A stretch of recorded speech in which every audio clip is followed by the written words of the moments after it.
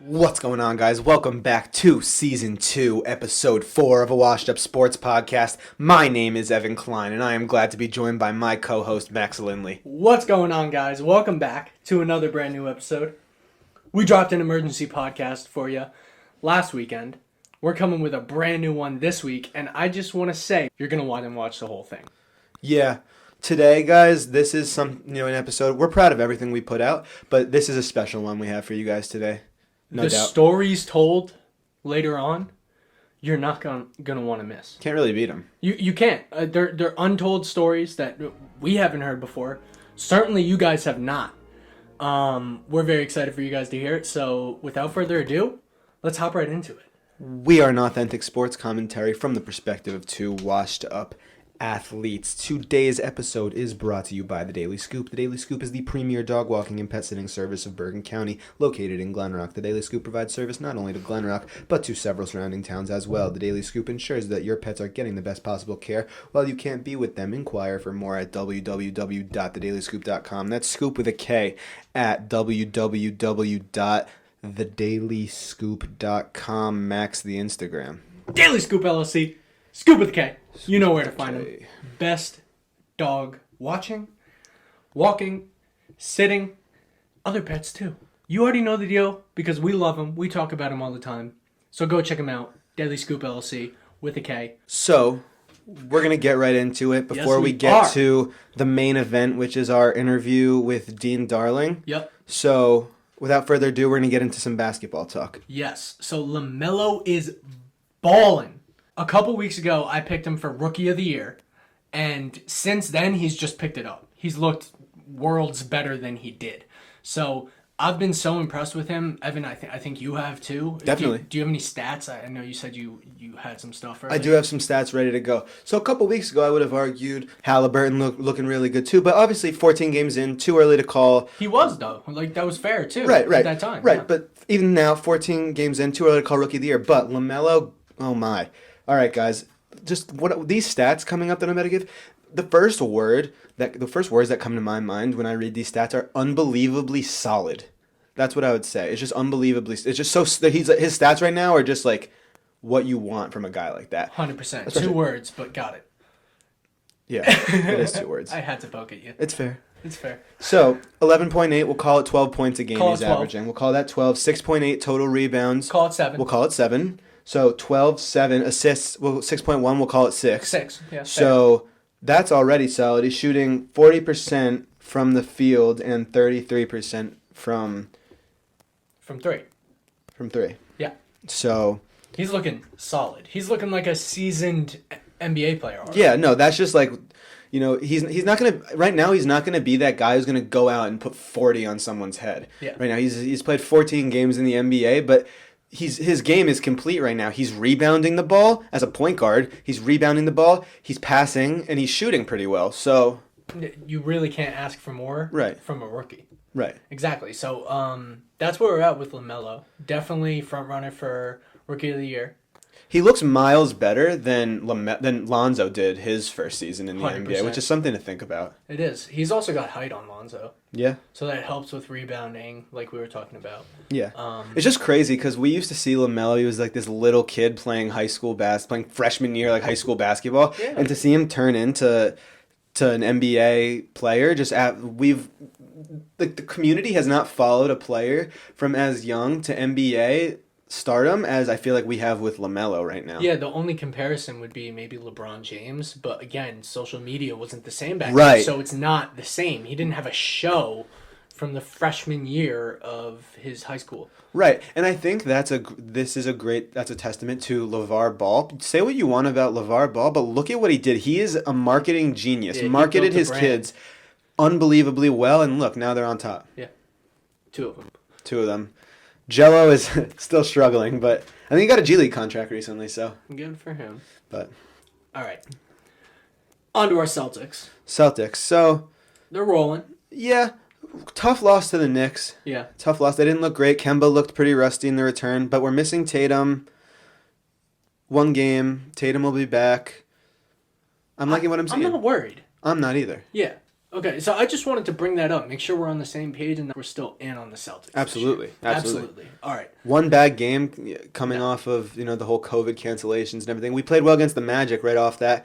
So I figured that would have been the game where we would have been rusty, but we were rusty against the Knicks, and that's okay. And it happens. Right. It happens, especially when you're missing your superstar. Right. Exactly. So we touched on it in the emergency pod. James Harden to the Nets. We broke it down for you guys. But now we've seen them play Kevin Durant and James Harden play together a little bit now. Without Kyrie. Without Kai.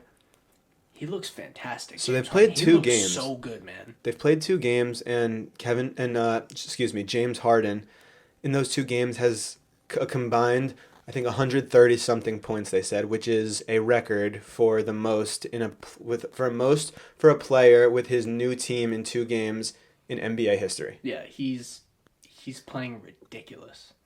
And Kevin Durant looks really comfortable with him too.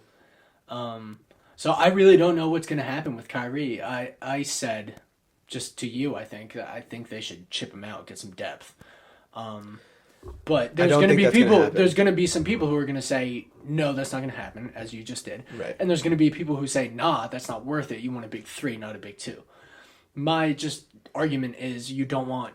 It's almost inevitable that one of those guys is going to get hurt later in the year. So wouldn't you rather have 2 and then a bunch of depth when you make that playoff push?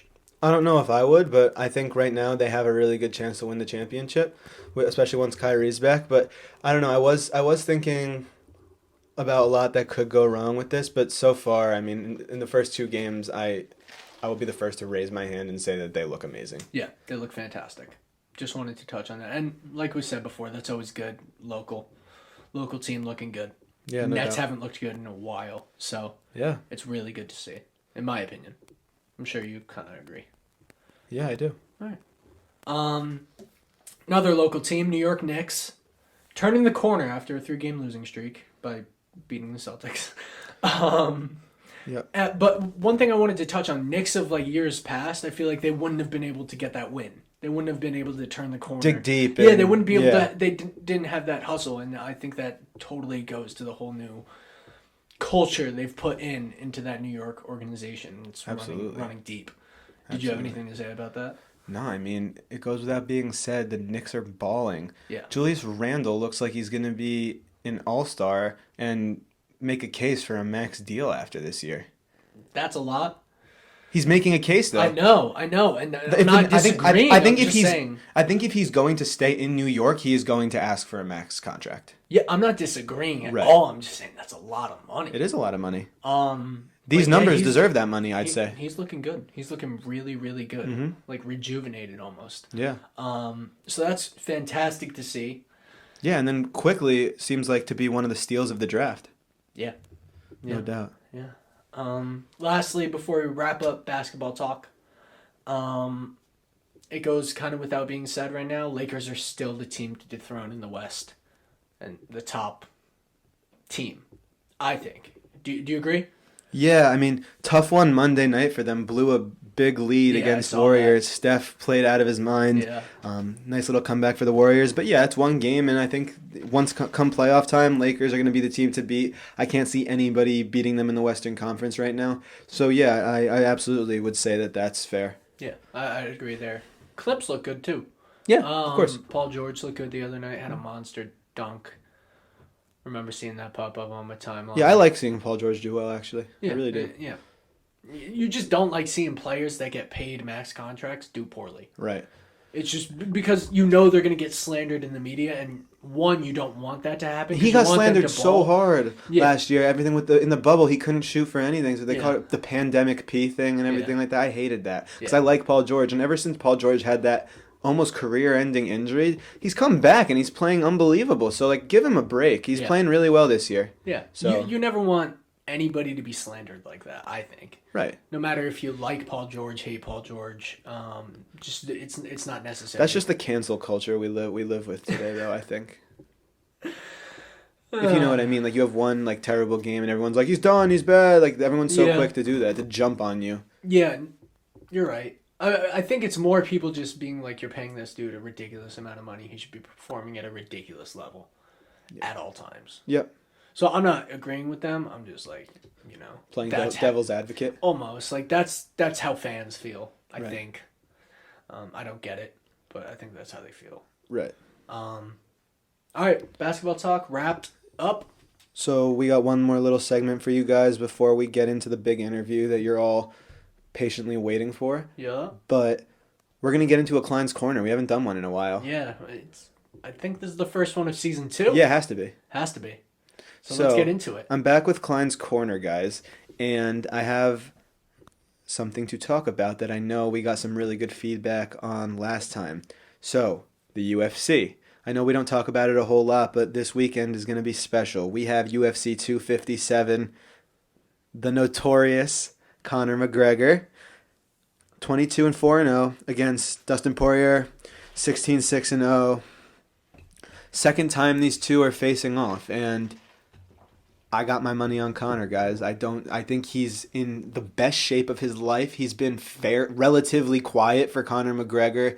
He's, since hasn't fought since the the Cowboy Cerrone fight. So I got Conor. This is going to be big because Khabib recently met with Dana White and said, right now, I'm not going to commit to anything. I want to see if anything special happens in UFC 257. Then, if I see anything I'm impressed by, maybe I come back. So, Conor, you bring the heat. I'd love to see that again. I'd love to see a rematch. Yeah, you're a big Khabib fan, aren't you? I would not call myself a big Khabib fan. I respect the hell out of Khabib. I also know because you were talking about him earlier on your Klein's Corner in the year. Right. So that was with the Gaethje fight. Yeah. Yeah. Because you talked about him a lot, and you said he's one of the best. No, yeah. So I figured you were a pretty big fan. No, yeah, best pound for pound fighter in the UFC right now. Yeah. So I figured you'd like to see that. Right. You like seeing the greats fight. Exactly. Exactly. But I also love McGregor. So. I'm not a big fan of McGregor. Yeah, I don't blame you. But I do like McGregor a lot, actually. Yeah. I used to not be that big of a fan of McGregor. Yeah. And then, I don't know, he's got some swagger to him, man. Yeah, I'm not a fan. I feel you. I can never blame someone for not liking Conor McGregor, but I do like McGregor these days, and I'd love to see him, get some big fights going forward. I know he doesn't like to fight that often, but Feels like none of the big guys that are great like to fight that often. Exactly. These days, they But just like to pick and choose their fights. Yeah. Yeah. So Khabib hasn't vacated his title spot, hasn't committed fully to retiring yet. So that's interesting. So yeah, that's going to be this weekend, UFC 257. We'll check back in on that as We're that gonna have some boxing progresses. There is some boxing. Yeah. February. Yeah. And then I don't know if anybody saw, but last week on ABC, Max Holloway and Calvin Kattar. Holloway absolutely destroyed Kattar, which makes you think, Holloway, after that controversial loss to Volkanovski, he wants that title, guys. He deserves it, and he wants it. So I'd love to see, after the next Volkanovski-Ortega title fight, to get Max back in there. So Love to be back in there. I'd love it. Exactly. Thanks for having me. I'd get my ass kicked. Max Holloway. I thought you said Max Lindley. My bad. So, guys, that was Klein's Corner, and it was great to bring some UFC back. Drop some comments, shoot some DMs about UFC talk. You want to talk with me about it? Anything? I eat that shit up. I love talking about that stuff. Yeah, so he loves it. So he loves it. No doubt. Be sure to follow his personal account too. He likes giving those sports takes. On my Twitter? Yeah, I do. Yeah. I do. I have actually used Twitter now more than ever. Yeah. Since I started doing the podcast. Yeah, he likes the sports takes. Right. I prefer it on my Instagram story. He prefers it on the Twitter. Right. It is what it is. Next up, we got the main event. Evan had the fortunate opportunity to talk with Dean Darling, the color commentator for Army football and play-by-play announcer for Marist Basketball. This was a treat just to watch and be a part of. I know Evan feels the same way. So without further ado, let's get the hell into it. We are now happy to be joined by Dean Darling. Dean Darling is the play-by-play commentator of Marist Basketball, color commentator, Army football, West Point. Dean, thanks so much for joining us today, man. Thanks, Evan. It's my pleasure. So we're going to get going with the interview a little bit. So we're going to start a little bit with Army, West Point, move into the Marist stuff a little bit. So you do the color commentary for the Army Football Radio Network. So what's it like for you to be a part of every single game that this special team plays? Obviously, West Point, has a tradition of its own, and it's much more than just football in a regular school. Oh, it's been so much fun and so much learning through the years. I started way back in 1978, and I just completed my 41st year. And it's an honor to actually meet these young men and women in the services and to learn about their life stories, and then to partake on Saturday to call their football games. It's just a great honor. These are true amateur athletes, when you think about it, who have a higher cause once they leave West Point. And for that, I always love to follow their stories after leaving West Point, because you hear some unbelievable stories. Very successful people have come out of there as well, whether they played football or not played football. But it gives you a great sense of pride to represent the U.S. Military Academy in a broadcast venue. Absolutely, yeah, no doubt. At West Point, it's something much more. Absolutely. Yeah. So, for people that don't know, could you tell us a little bit about the preparation and behind the scenes that goes into to the job, the off-screen stuff, that people don't get to see? Because obviously, every weekend people, see what's on screen, but it's so much more preparation and everything. Could you go into that a little bit? Oh, sure. A football radio presentation is about 6 days of work in preparation. It's a labor of love, that's for sure.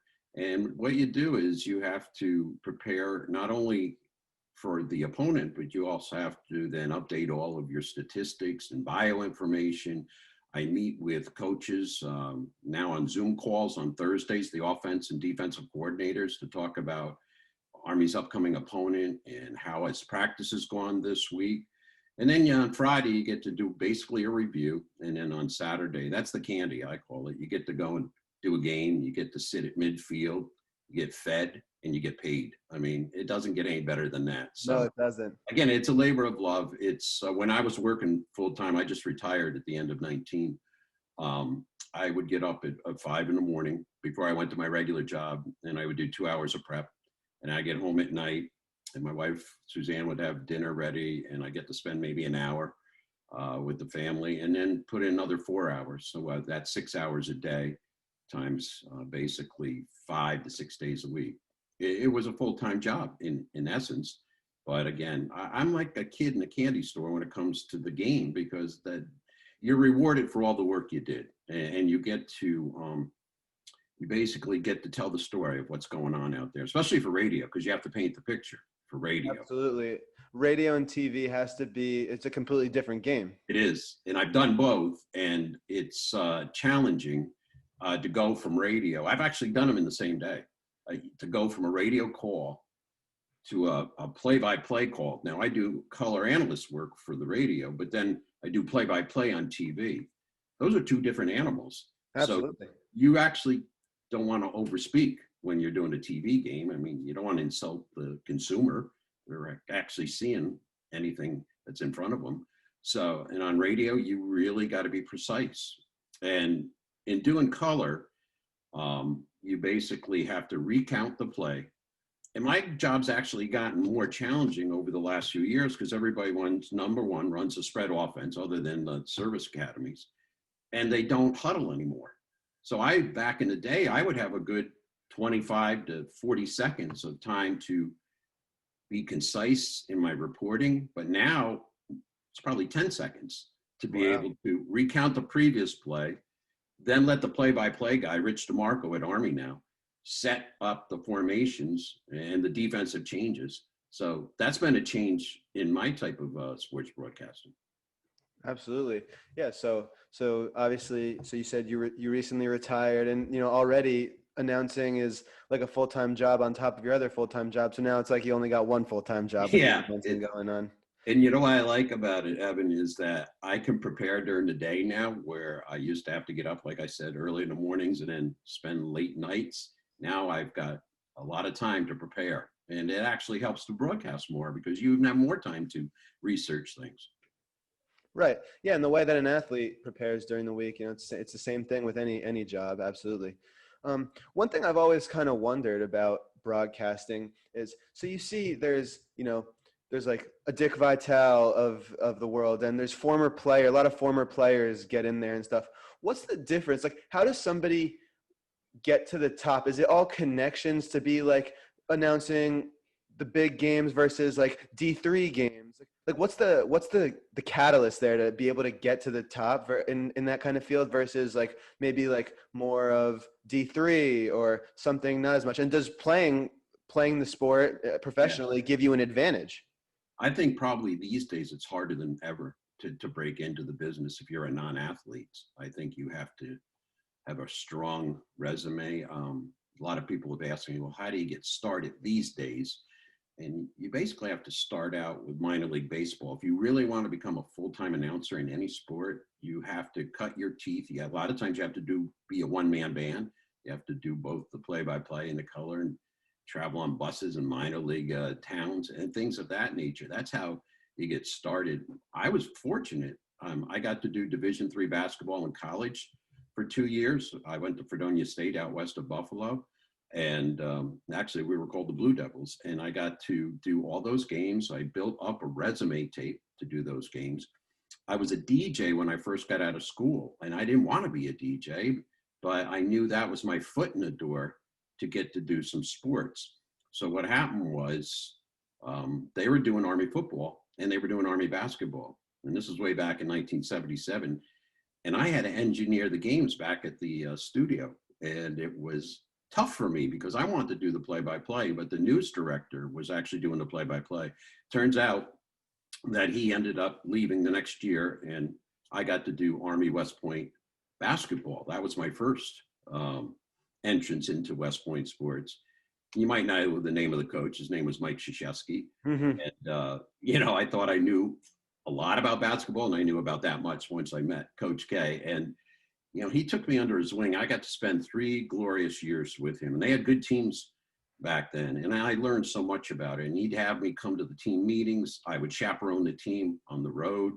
And he would write me the nicest letter at the end of every season and saying how his team and his coaches respected my work habits, how they saw on the road, especially how hard I worked the game. So I was very fortunate. And then that turned into, again, I was a DJ part-time. And they came to me the next summer and they said, we want you to do Army football. And I automatically said no, because I had never done color football and I didn't have the confidence and I was young. They come back the second day, they go, and I was the morning man, they go, put on a long record. This is the ownership of the radio station. And actually the one owner was the play-by-play guy for Army football. And he said, we want you to do color on Army football. We've talked to West Point. They want you to do it. And again, I said no. Third day, they come back. I go, I know, put on a long record. And they said, here's the deal. If you don't do the football, we're taking away basketball because we're going to find a guy that can do both. Well, my decision obviously was made right there. Funny. And that summer, I boned up on football as much as I could because I knew it from a play-by-play standpoint from that end, but not color. And here I am 41 years later, still doing it, kind of found my own niche. Definitely, yeah. You're a Hudson Valley guy, so fits the script, Marist, Army, absolutely. Yeah. And then I was obviously parlayed that into Marist when they went Division I, and I started in radio. And then the next year, we dove right into TV. We're on cable TV. We were on tape delay. And there was a gentleman named Rick Smits that actually started that. Oh, yeah. Yeah. So, you know what? I had the best of both worlds. I was doing Army football on the radio and doing Marist on TV and radio. Absolutely. So segueing into the next thing a little bit. So Army-Navy, one of the biggest rivalries in college sports. What's that experience like? Has to be unbelievable. So 41 times I've done the game, right, Evan? And 41 times I've gotten chills up my spine just before the game. The march on always gets me. So what the march on is, that's the 2 corps. And they come out 4,400 strong about 2 hours before the game. And then they perform basically in their march and all their activity. And then they yell, go Army or go Navy. And the crowd goes nuts. And talk about feeling patriotic. It's unbelievable. Then somebody sings God Bless America. It's just like, you can't believe really what's going on. And then the game. starts. And the first time I did an Army-Navy game was 1978. It was 4 p.m. game. It was like December the 10th at the old JFK Stadium in Philadelphia, which was adjacent to where they built Veterans Stadium. So the play-by-play guy says, Dean, we got to bring our own light bulbs. I go, what? We got to bring our own light bulbs. Got to bring light bulbs to screw into this press box. And it was cold. It was so cold. Basically a wooden press box. Oh, man. A 4 o'clock game against Navy. And it was so much fun. And after that, we ended up doing them at Veterans Stadium. And I've been fortunate to do games at, down in Baltimore at M&T, where the Redskins play, the Army-Navy game, and Giant Stadium. And it never gets old, Ev. And this year was brutal. There was a big thing of fog came in and sat right over the stadium just as the game was to kick off. And it was about eye level. We're way up in the press box, so I'm 6 floors up. And it basically took away our play-by-play guy, Rich DeMarco's, in my view. And then I also noticed that CBS cameras, they started using all their low cameras throughout the game. So we'd have to look at the TV monitor, especially when there was a punt, because a punt would go up in the clouds, and Navy was wearing white, which made it worse. And punt would go up and you had no idea where it was. The only way you knew, because the punt returner, he couldn't return it because he couldn't find it. The only way you found out was where the official was marking the ball at the end of it. So I've been through all kinds of extremes, snowstorms in Philadelphia, rainstorms, hailstorms, wind. I've done a 3-3 game. I've done blowouts. I've done tight games. The best memories ever, 92-96. 5 Army wins by a total of 10 points. Everything decided on the final possession of that game. Oh yeah, love to see it. And this year, it's almost the icing on the cake with the COVID year and everything. Couldn't do it at Lincoln Financial. Had to do it at West Point, and then everything else with the fog. I remember that day, crazy day. It was a great game too. Yeah, we actually got to do Navy on December 12th, and then Air Force came in on the 19th and played at Mikey Stadium. Army won it with a minute left. But that game had been moved because of COVID. That was supposed to be played back in early November. So it will never, ever happen again where you get Navy and Air Force playing back-to-back in weeks in December at Mikey Stadium. It just won't happen again. Right. So moving on into the basketball a little bit. So play-by-play announcer, Marist Basketball, ESPN Plus. You can find it, ESPN, all that good stuff. So what are the differences you find in how you personally approach football and basketball, TV versus radio? I think I touched on it. You basically got to zip your lip a little bit on basketball. You work on background material, you tell stories, you talk to coaches. Just had an interesting weekend. The Fairfield coach, they played Marist in a double dip. We talked to him. He went to Marist. He's a 86 graduate and played lacrosse at Marist. So I said, hey, did you ever want to play basketball here? He goes, I wasn't good enough, but I tell you what, he goes, I would go and retrieve balls. I would rebound for all the shooters. He got to know Smits, Drafton Davis, all those guys. He goes, yeah, my senior year, I didn't have to take many credits. He goes, but I was a gym rat. And just stories like that you could tell. And he told another great story I told on the air. He's got this good guard, Jesus Cruz. And he said, Jesus Cruz is the kind of guy that walks into the Y at noon and he's wearing those tall black socks up to his knees. So nobody picks him, right? And he drops 45 in an hour in a pickup game. So you tell stories like that, and you have to have great communication with your partner. And I've had some great ones over the years, that's for sure. No doubt. So you touched a little bit on it earlier about how you had the chance to work closely with Coach K during your time at West Point, which I'm sure that's just unbelievable, once in a lifetime experience. Yep. And then also Mike Breen at Marist, obviously one of the biggest voices of NBA basketball. You touched a little bit on a story about Coach K, but Breen as well. You know, any cool stories about either of those guys? Oh, I got some cool stories for you, Evan. Yeah. Our first game together. So he was my color commentator. Turns out he ends up being a play-by-play guy, which I think is ironic. So it's November of '85. Marist is playing a Division III school, Suffolk, I think they're in New England. And they're counting us in. And we didn't wear earpieces then or anything. They used the old hands, 5, 4, you're coming on camera. Well, actually, they would start at 10. Breen goes to me at about the count of 7. He goes, I don't feel so good. So I say, Breen, suck it up, man. This is it. And we ended up doing 5 years together, and we had wonderful times. We got a chance to go on Sports Channel together and do a Marist Fairleigh Dickinson game. And it was so much fun because you had Smits there and Marist was winning, and we had just great times together. Mike Breen, he was a character, man. We'd be on the road together, and he'd go in the corner and he'd do 100 sit-ups, and we're both young then. And then he'd get up and he'd go, okay, let's get some room service. And I go, it's 10 o'clock at night. And we get brownies and ice cream delivered to our room. So I stay in touch with him. He's a good friend. I'm so happy for him. He's been so good to me at times. My phone will blow up sometimes because he'll mention me on the air and he'll talk about his roots and how he started. And that's been really nice to hear. That's awesome. Yeah, I'm a firm believer. There's not many better calls in sports than a Mike Breen bang, Yes. A Bosch to Allen bang, Yes, That's for sure. And he's got a unique style. He went to Fordham. His roommate was Michael Kay from the Yankees. And Michael Kay originally started writing for the Daily News, and then he got the chance to do the Yankees radio and then TV. So Mike loves Hubie Brown. When I was talking to him back in April, when obviously we had nothing to do because of the pandemic, he loved to hear stories about Hubie Brown, how he still prepares in his 80s for a game.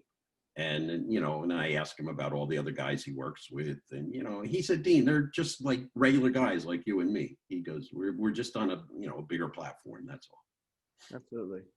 So moving into the next thing a little bit, 1986, Marist men's basketball made it to March Madness. And, you got to go with the team. Could you tell us a little bit about that once in a lifetime experience?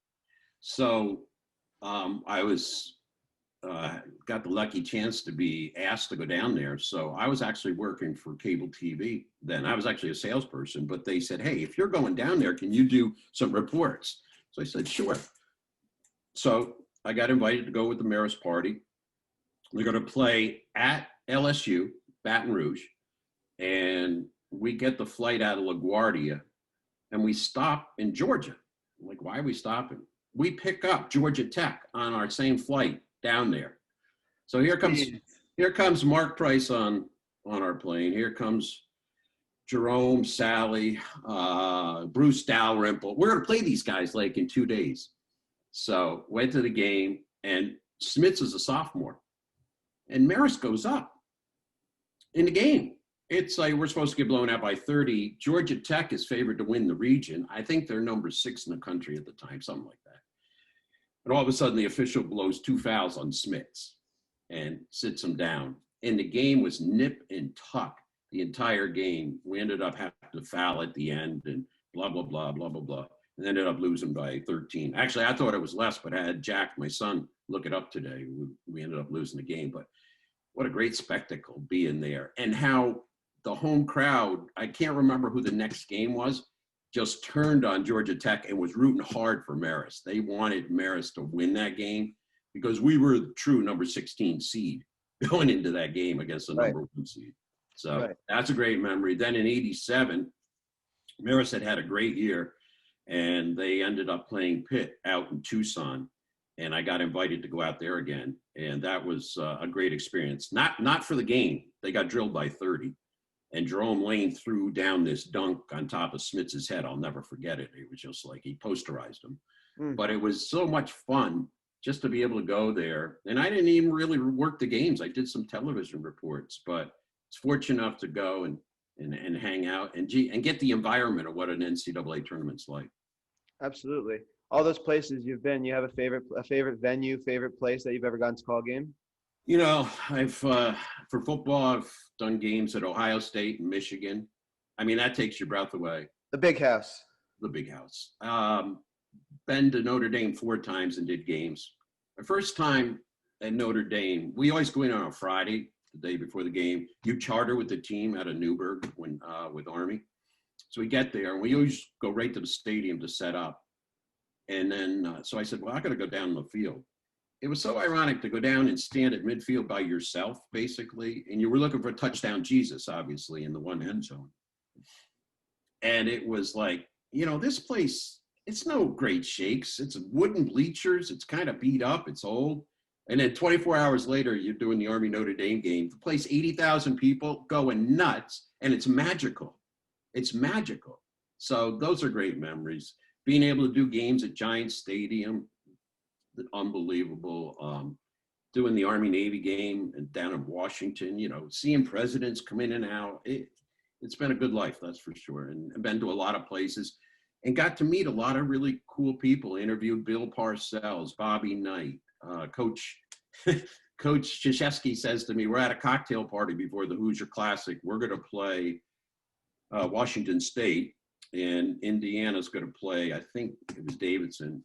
So we're at a cocktail party. He says, you want to meet Coach Knight? Yeah. So we ended up going to Coach Knight's house afterwards. Oh, man. Yeah. How about that? That's insane. And so then, so Coach Knight wasn't talking to the media that year. Something had happened up at the Alaska shootout with his team. He wouldn't talk. Coach K says to Coach Knight, hey, would you go on with Dean at halftime of our game? He goes, wow. Sure. Well, there at Assembly Hall, that it was like you sat in the second row of the bleachers to broadcast the game. And at halftime, here comes Coach Knight sauntering over and sits down to me at my little broadcast location and interviews him. And all the hordes of media from Indianapolis and Chicago, they all tried to ask me afterwards, what did he say? Well, I knew obviously what question not to ask. I didn't ask him about what happened in the Alaska shootout. And obviously we talked about the career of Mike Krzyzewski because he had played under him just years before that. So that was a real treat. And then to interview Bill Parcells. Bill Parcells had gotten out of football, if you recall, for a couple of years. He had a heart condition and he was doing some TV work for NBC. Well, he was on the staff of one of my co-announcers, Tom Cahill at West Point. That's how he got to know Bobby Knight. Bobby Knight was the basketball coach at Army. Parcells was an assistant football coach under my buddy, Tom Cahill. So Cahill says to me, we go into the Meadowlands one year. The Giants are out practicing. It's a Saturday. We're going to play, I think, Notre Dame, and they're going to fly to Kansas City. So he says, hey, you want to meet Coach Parcells? Yeah. Of course. Coach Parcells, he yells over to him. Coach Parcells comes over, and calls him Coach Cahill, a bear hug, and then we ended up talking. And then the next year, he comes up to West Point. He just came to watch a game. So we interviewed him at halftime. That's awesome. Parcells, I think he's a Bergen County guy. He is. He's I think he went to Riverdale. He's a Jersey guy. Yep. And then he had a place down at the shore, too. Can't think of the name of the town. Not Point Pleasant, one of those places. Yeah. Gotcha. Yeah. No, it's awesome to see, even 41 years later, you could tell the fan in you, you still love it. That's just, it's really awesome to see, someone who just has like such appreciation for the games, and the stories that you live to tell are really awesome. Dean, I want to thank you so much again for coming on the podcast today. This was an amazing experience. And, I will say I do love listening to your the Marist broadcast, the Army broadcast. You have a great call. So I just thank you, Evan. I appreciate that. It's been an honor to spend a little time with you today. Awesome. All right. Thanks. All right, buddy. Welcome back from the Dean Darling interview. Oh, man, Max. That was fantastic. Yeah, I mean, just an unbelievable guy. And that was, it was a real honor, Dean, and just can't thank you enough for coming on the show. As always, the interviews are always fun. It's really interesting. I don't think we've heard stories like this before. I kind of touched on it earlier, but we haven't heard someone tell us 40 years worth of Army-Navy stories. Yeah. That's special. No doubt. So. And dude, just like Coach K back when he was with Army, before Duke was even a thought, like that's crazy. The stories. No doubt. Yeah. So that was really cool for us, guys. Thank you again. And I hope you guys enjoyed it, because as much as we enjoyed making it for you. Yeah, absolutely. So we got still a whole episode left. Yeah. Let's finish this baby up. Starting off with Bye Breeze. Breeze looked like shit. He did. But hey, pay your respects. No. When they needed a play, who'd they turn to? They turned to Jameis fucking Winston. They didn't turn to Drew Brees on the flea flicker. They turned to Jameis Winston. I said it all year, And it seemed like it finally came true this game. Like, Drew's arm is shot. And he really just cannot compete at the level that he wants to anymore. And yeah, I feel bad because he once was an elite player, but I was pissed off with everybody talking about him last year and this year that he's still up there. No, he's not. He's got a great team around him. He's not elite. So, welcome to the bench, Drew. We're glad to have you. Max, What? pay some respect on that man's name. He's an all-time great. Yeah, he's done. I think he's done, but I don't know. Don't shit on Drew Brees. He's a good guy. Didn't shit on him. Just happy he's retired. Had a bad game. Had a bad season. Yeah. But, Buccaneers and Tom Brady should be a good one next week. Oh, yeah. We'll get into that in a little bit. One thing I'd also like to add, Michael Thomas. Pretty sure he was shut out. Yeah, it was. I guess That's he should crazy. change his Twitter to @KenGuardMike. Can't guard Mike. Yeah. Can guard Come Mike. on, man. You can't be considered the top receiver in the league and get shut out. In a game like that, yeah. Yeah. And it's not like the Bucks, and this is no disrespect to the Bucks secondary, the Bucks D. They're not well known for being an elite secondary. It's not like he's going up against the top corner in the league. Yeah, no, but Carlton Davis did a phenomenal he job. played fantastic. I was so impressed. love That's Win- why I said no shitting Yeah. on the Bucks D. They played fantastic. Yeah, I love Winfield. As a team, collectively, they got a pretty good defense. Oh, yeah, Yeah. definitely. And their backers are great. It's a young defense, too. Yeah. Devin White, Levante David, fantastic. Yeah. They played really well. I was really impressed with them. Murphy Bunting. But yes, Evan, you're right. Bye, Breeze. Respect to you. Enjoy retirement. I hope I don't have to listen to you call games. You're talking about the all-time yards leader right now. Brady will pass him. Fair enough. All right, next up, NFC AFC Championship Breakdown. Evan's going to break down the NFC game. I'm going to break down the AFC one. Evan, let's get it started. 305 Fox. 305 Fox. We got Tampa Bay Buccaneers, Tom Brady against Aaron Rodgers and the Green Bay Packers. So, what we're looking for here. I think the Packers are going to be favored. Their play has spoken for itself. What more needs to be said? I mean, Rodgers is I think the MVP of this year. Undisputed. Yep. Going up against Brady, the comeback kid. Yep. So, I think it's going to be a phenomenal game. I think it's going to be a one-score game, super close. And I think, Brady's going to keep it close. I think Aaron Rodgers will be in the driver's seat of that game, but, Brady's going to stay with him. And, late in the game, that's when Brady likes to strike. So I really think it's going to be a great one. I think the firepower of Green Bay is hard to stop, and Tampa Bay their defense needs to be at their absolute best. Yeah, they got their hands full. They with, do. Green Bay. Absolutely. Just another thing I'd like to add. This is Rodgers' first NFC Championship at Lambeau Field. So that's a little advantage there. Hasn't hosted one yet. Hopefully he can pull through in this one. So that's the NFC Championship game. Thanks for breaking that down, Klein. My pleasure. Yeah. Next up, AFC Championship game. We got the Buffalo Bills at the Kansas City Chiefs. This one's at 6:40 p.m. Eastern, and it's on CBS. So this one's up in the air right now because Mahomes, as we saw last weekend, got hit on the neck, is what the media is saying. Looked like it was a concussion. We don't know, though. He's in concussion protocol. It's Tuesday. This podcast comes out on Thursday. So we don't really know the status of Patrick Mahomes. Right. So that's really up in the air. And that would dictate the entire game. Yeah. I'd imagine. Yeah, I think so. Anything is possible, but maybe not anything. Shout out Chad Henne. Yeah. All right. But what we can talk about is the Buffalo Bills. They steamrolled the Ravens last week. Yep. Everything that could have gone wrong for the Ravens kind of did. Yeah. That pick, if they scored instead of threw that pick, that's a whole different game. Yeah. The Justin Bills Tucker looked- missed 2 field goals within 40. Yeah. That just doesn't happen usually. That He's wind, the most man. accurate kicker. That in Buffalo NFL history. wind. Yeah. That Buffalo wind. He That's hit true. the bar twice. It's true. You're right. Damn. Sucks for the Ravens. They'll come back next year, though. Yeah, Lamar will be stronger than ever, I'd imagine. Yeah, released Mark Ingram just the other day. I don't know if you saw, but the Bills Mafia, after Lamar got hurt and did. everything, they all donated to Lamar's charity that he has. Lamar's which is, charity gives backpacks shout out to Bills little Mafia. kids. Yeah, That's Bills just Mafia, best fan base. class act. Best fan base. It's a class act right there. Yeah, Respect. class act. Shout out to the 716, my town, you know. Yeah, 716. Shouts. All right. Championship pick'em. Let's get into it. Absolutely.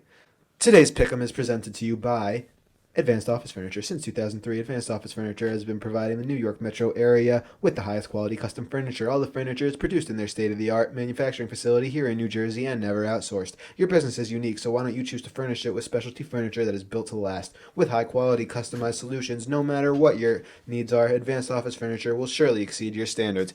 During the COVID pandemic, many people have moved to a home office. Do not worry, Advanced Office Furniture has you covered. Find more at www.advancedofficefurniture.com. Yes, sir. Shout out them. Shout out them. Thank you, Advanced Office Furniture, for supporting us. Absolutely. Appreciate you. So, I have something to say. Yeah. So, the pick'em score right now is 16-11 me. Yeah. So, and there's these two games and then the Super Bowl. So, there's 3 games left. I was thinking Super Bowl, we could do a ton of prop picks. Because you know how there's a million prop picks in the Super Bowl? Oh, does that have anything to do with the fact that if you won these No, it two has to and do the with the Super fact Bowl, that that- I would still win? No, it has to do with the fact we're not done with the season yet. We still got 5 or so more episodes left. And I Guys, was it thinking sounds like... season finale is when we do it. Guys, it sounds like Sounds somebody... like Klein's scared that I'm going to come back. I'm absolutely not scared. You're on for whatever you want, but it just shows I'm up 16-11 and you're not willing to just take the L already. Because I want to give the viewers a real shot at competition. Hey guys, by the way, I saw, on Max's personal account how he put that, or was it the washed up account? It was a washed up account. Okay, it was the washed up account. He said, who do you think's going to win the pick'em? What percent of people it shows me? 67. Woo-wee! Y'all are tripping. You're not tripping. I'm the comeback kid. If we were to end it after the Super Bowl, theoretically, as of right now, you would have no chance at winning. 0%. But we're not. Yeah. Because we didn't say that at the beginning of the season. We didn't say what you're doing either, but fine, I'll do it your way because so why should we do it your way? Because I figured we were going through the Super Bowl. I thought we said something about that, but it's Never fine said. because I'm not afraid of you. All right, and I cool. know no matter what, I'm going to win. You're about to get your ass kicked. No, I'm not. You're going to be the one in the Oscar the Grouch costume in the episode. Hell no, that's you, buddy. All right, let's get into it. Pick'em score 16-11. Evan is beating me. Oh, yeah, and by the way, during the mini pod, if you guys heard, we did that Devils Bruins bet to add 1 to the pick'em, and my Devils in overtime with 1.7 seconds left. Yegor Sharangovich with the game winner. Yep. All right, moving on. We got Bills at Chiefs. Evan, I'm picking the Bills in this one. I'm sticking with my Buffalo boys and Josh Allen. I think if Mahomes plays, the Chiefs win. I don't think it matters.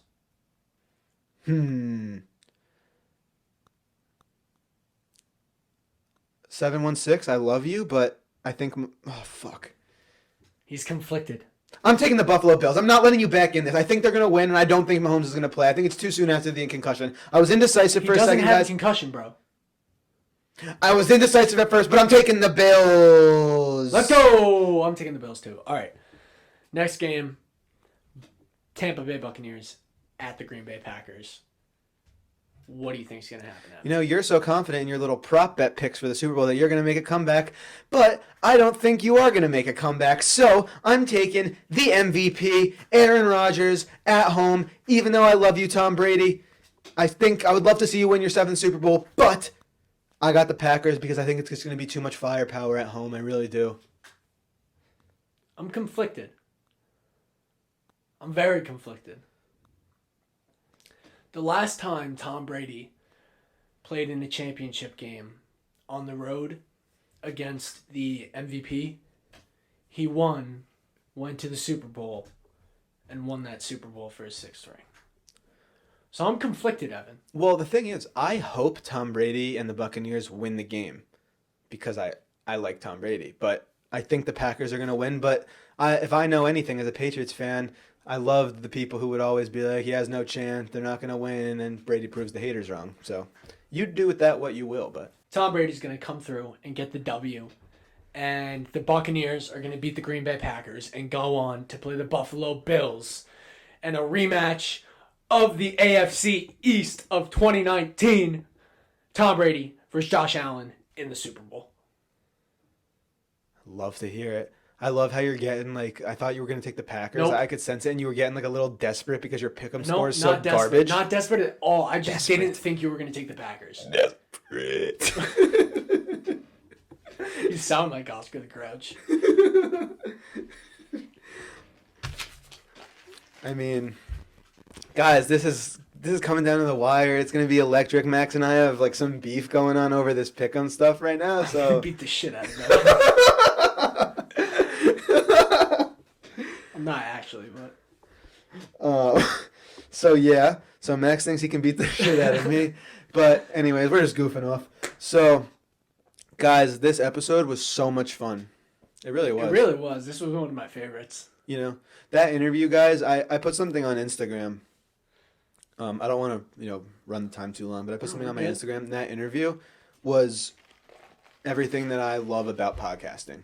Yeah. I thought that kind of brought out everything about, like, the reasons why podcasting is fun for me. And the interviews are my favorite part, I definitely say, just to get to hear other people's point of views and experiences about, the games, especially people who are, involved firsthand involved. So Yeah. it was just so awesome. So again, Special thank you. Yeah, that was a great interview. Thank you, and Dean. Great episode. Appreciate you, Dean. Absolutely. Living legend. Absolutely. Follow the Instagram, subscribe to the YouTube. Evan, I need you to yell at them. Follow the Instagram, subscribe to the YouTube. Subscribe to the YouTube. Yeah. I need YouTube. you to rant. Okay, by the way, YouTube only subscriber giveaway soon. On the freaking way. Expect it next week. All right? Expected next week. Other giveaways Always on the way. are being on the way. Yeah, other giveaways on the way. Yeah. So make sure you hit that subscribe button. New podcast coming out every Thursday. Order some t-shirts. All right. That's it. Bless! Bless 'em.